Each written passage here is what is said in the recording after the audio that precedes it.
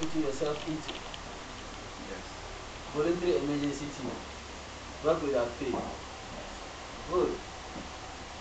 Right. And for you to respond to the emergency, you must know your capabilities and your weakness. As a medical team, this is a medical because whatever you do is a medical emergency. It's not fire emergency. What do you think will be the minimum things you should know?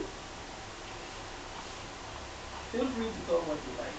What do you think is the minimum you should know, the basic things you should know so that you will be fit to give emergency services in the village?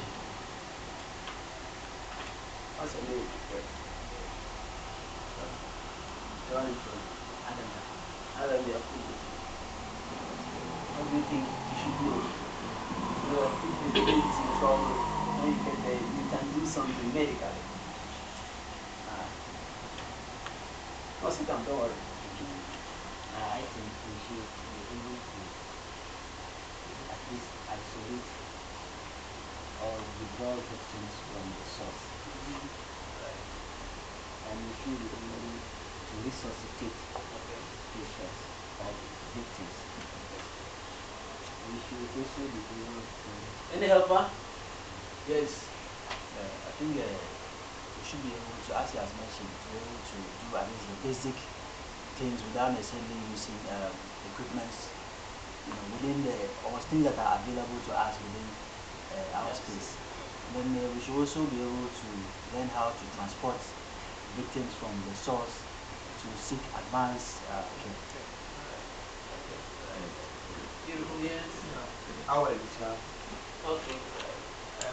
First of all, you should be able to ensure that the victim's airway is clear. Okay. You should also be able to ensure that the victim is breathing well, as well as circulation. All compliments, all what you are saying are true.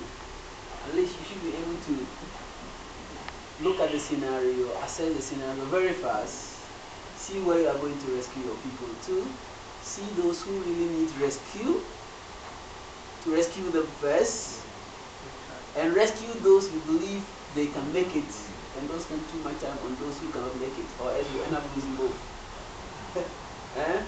That's an emergency.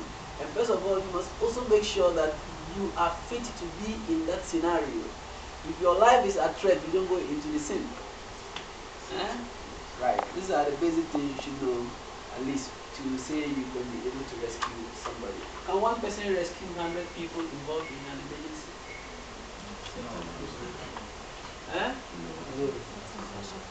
Think well. Can one person rescue 100 people involved in an emergency? Yes, it's possible, but very challenging. Correct. It's possible. You rescue those that you know they have the possibility to make it. I intentionally asked this question because you may be at one point and you meet an accident or you meet some disaster and you are the only one. Still, you can do something. You can still do something.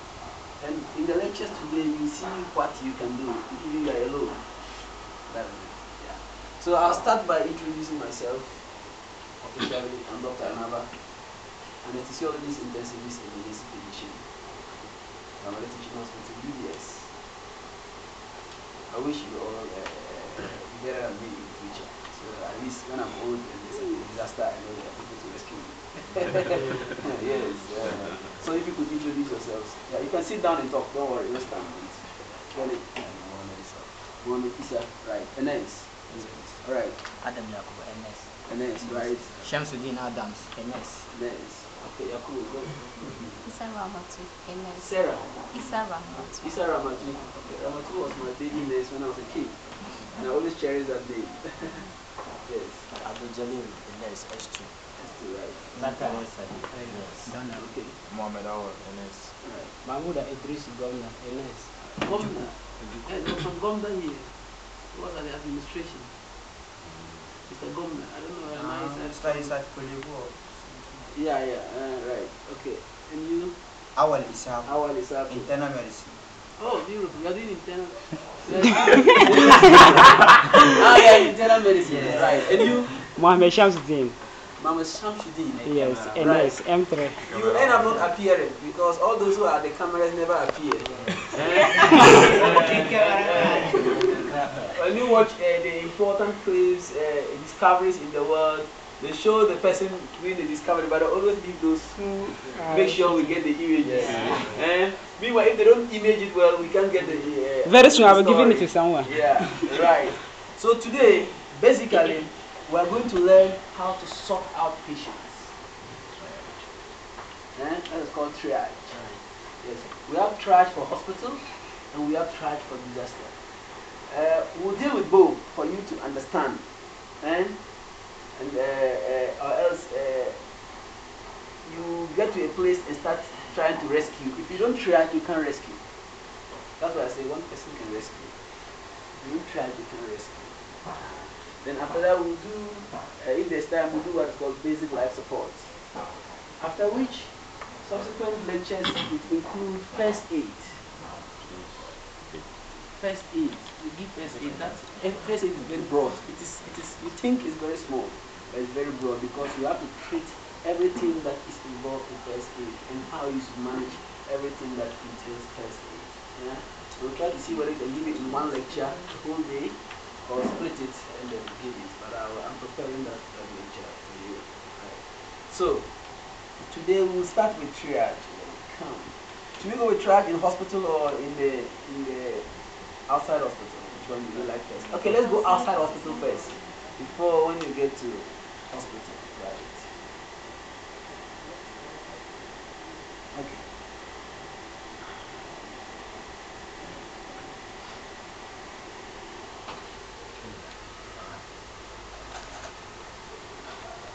You can't randomly use it.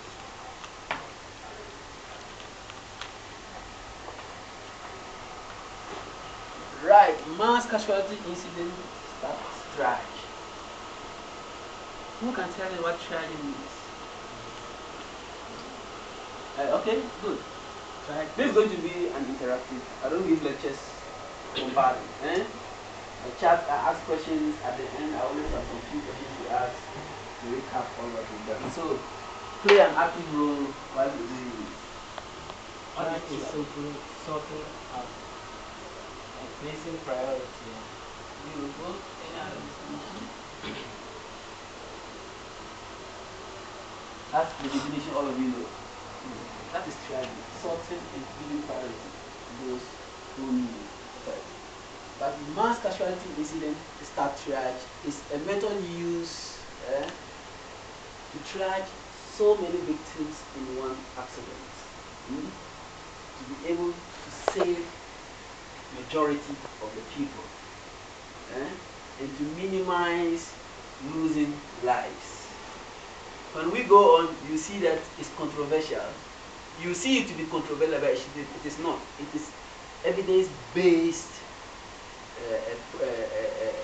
program that you must follow it like that. All those who are following it like that save more life than those who want to go after that. There even be your auntie. You have to jump in if he does not qualify to be rescued. It's painful, but you have to do it, or else you end up losing everybody. Right. Objectives. Identify the concept of mass casualty incidents. Identify the concept of start triage. Demonstrate the ability to triage patients. We should have a demonstration.